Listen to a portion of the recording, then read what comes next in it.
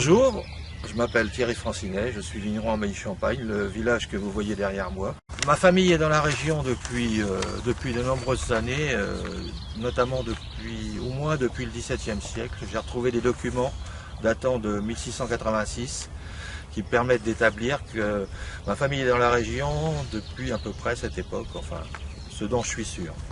Nous exploitons 5 hectares de vignes sur 2 villages, Mailly-Champagne et Verzenay, 2 villages qui sont classés Grand Cru dans l'échelle des crus de la Champagne. 2 villages aussi qui se situent dans la Grande Montagne de Reims, qui est une des régions au sud de Reims, une des régions la plus prestigieuse. Nos raisins sont très recherchés par les grandes maisons, par les grandes maisons de Champagne en raison de leur qualité. Nous sommes dans une région de Grand Noir, ce qu'on appelle les Grands Noirs, c'est-à-dire du Pinot Noir essentiellement. Sur Mailly-Verzenay, il y a essentiellement des Pinots Noirs. Nos parcelles sont souvent, notamment à Mailly, souvent exposées au nord, ce qui leur donne une typicité que l'on ne retrouve nulle part ailleurs.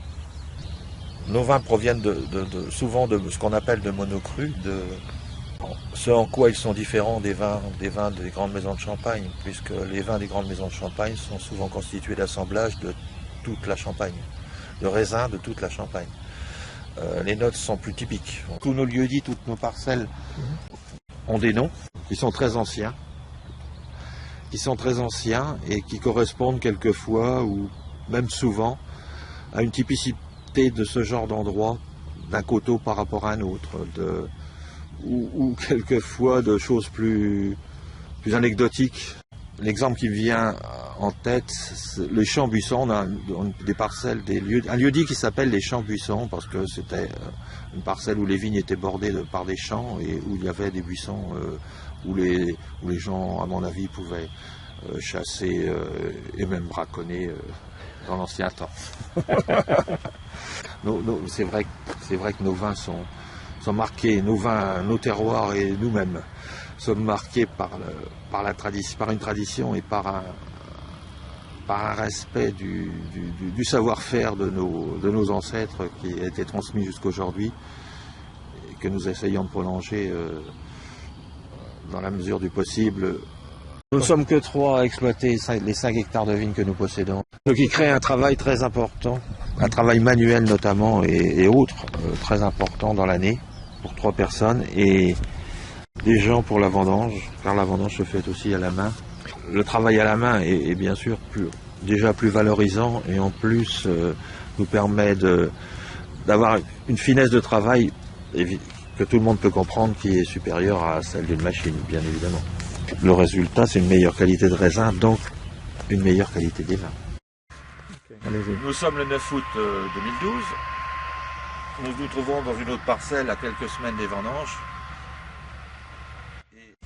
Les raisins sont prêts à changer de couleur, c'est-à-dire à mûrir, ce qu'on appelle la véraison. Là où le raisin qui a atteint sa taille à peu près optimale commence à se colorer pour donner le raisin que vous connaissez tous. Et ce sont des pinots noirs.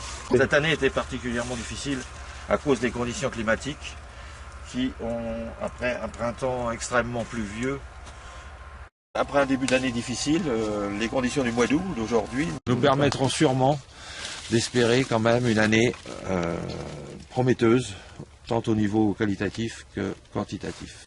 Je vous présente maintenant nos cuvées principales, c'est-à-dire le brut sans année, à ma main gauche, qui est élaboré à partir des 3 cépages champenois, c'est-à-dire le pinot noir, le pinot meunier et le chardonnay, qui peut être dégusté à tout moment de la journée.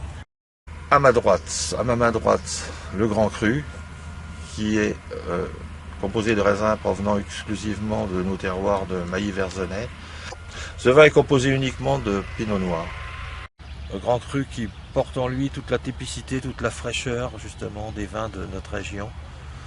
Nous les gardons relativement longtemps, 2 à 3 ans pour le brut et 4 à 5 ans pour le Grand Cru.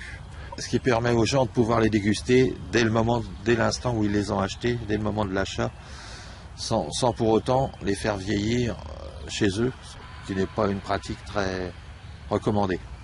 À votre santé et à bientôt.